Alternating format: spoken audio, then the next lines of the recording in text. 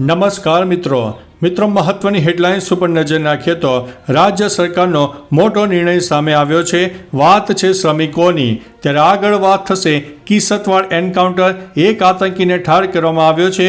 વાત છે જમ્મુ કાશ્મીરની, ત્યારે આગળ વાત થશે પાલીતાણા હાઈવે ઉપર જોરદાર અકસ્માત થયો, જેમાં 3 યુવકોના મોત થયા છે। ત્યારે આગળ વાત થશે IPLથી અમદાવાદની મેટ્રો માલામાલ થઈ ગઈ છે। આગળ વાત થશે બાપ રે બાપ, સોનામાં ભડકો જોવા મળ્યો, નવો રેકોર્ડ સામે આવ્યો છે। ત્યારે વાત થશે અમરનાથ યાત્રા માટે ફિટનેસ સર્ટિફિકેટ આપવાનું શરૂ થઈ ગયું છે। આગળ વાત થશે પાટણ કલેક્ટર કચેરીમાં બોમ્બની હવા ફેલાઈ હતી। હવે મિત્રો સમાચારો વિસ્તારથી। પાટણ જિલ્લાના કલેક્ટર કચેરીના મેલ આઈડી પર બોમ્બ બ્લાસ્ટની ધમકીવાળો ઈમેલ મળતા હડકંપ મચી જવા પામ્યો હતો।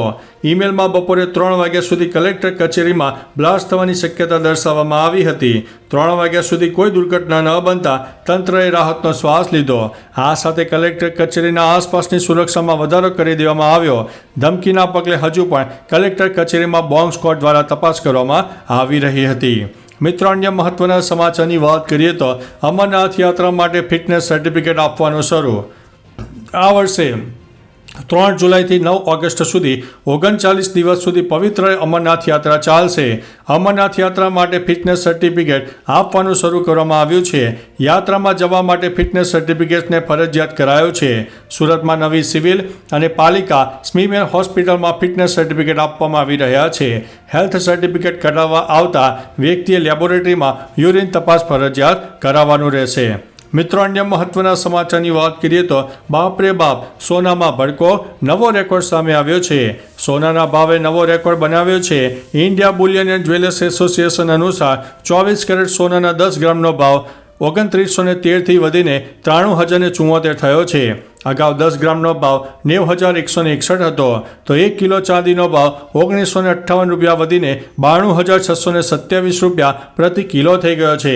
અગાઉ ચાંદીનો ભાવ 9669 રૂપિયા હતો, જ્યારે 28 માર્ચે ચાંદી 1,09,34 ની ઊંચી સપાટીએ પહોંચી ગઈ હતી અને 3 એપ્રિલે સોનું 91,205ની સપાટીએ પહોંચી ગયું હતું। મિત્રો, અન્ય મહત્વના સમાચારની વાત કરીએ તો IPLથી અમદાવાદની મેટ્રો માલામાલ થઈ ગઈ છે। અમદાવાદમાં મેટ્રો ટ્રેન મુસાફરી માટે લોકોને ઉપયોગી થઈ રહી છે, પણ IPLમાં તેની ઉપયોગિતા વધી જાય છે। અત્યાર સુધીમાં આ વર્ષે અમદાવાદમાં IPLની 3 મેચ રમાઈ છે।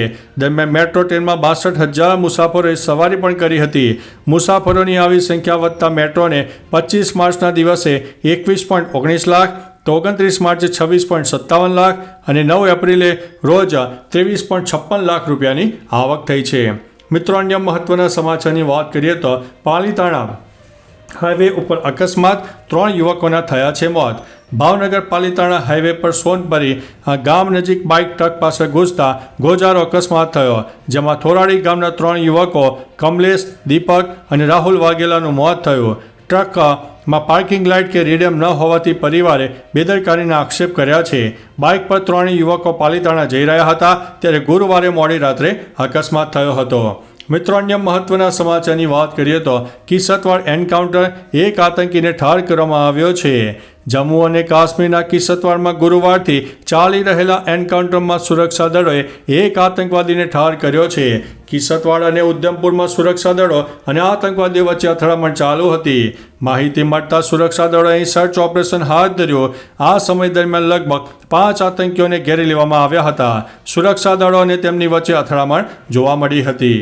મિત્રો, અન્ય મહત્વના સમાચારની વાત કરીએ તો રાજ્ય સરકારનો મોટો નિર્ણય સામે આવ્યો છે। ગુજરાતમાં કાળઝાળ ગરમી વચ્ચે મહત્વનો નિર્ણય લેવાયો છે।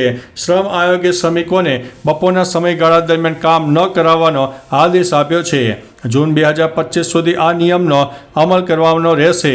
વહીવટીતંત્રએ હોસ્પિટલોમાં જરૂરી સાધન સામગ્રી ઉપલબ્ધ રાખવા પણ સૂચના આપી છે। શ્રમ આયોગની કચેરીએ આ મુદ્દે પરિપત્ર પણ જારી કરવામાં આવ્યો છે, જેમાં બપોરે 1 થી 4ના સમય દરમિયાન શ્રમિકો પાસે કામ ન કરાવવા અને શ્રમિકોને પણ કામ ન કરવાનો આદેશ આપ્યો છે। તો ચાલો મિત્રો, ફરીથી દેશ અને દુનિયાના સુપરફાસ્ટ સમાચાર લઈને મળતા રહીશો। ત્યાં સુધી અમને રજા આપશો। નમસ્તે।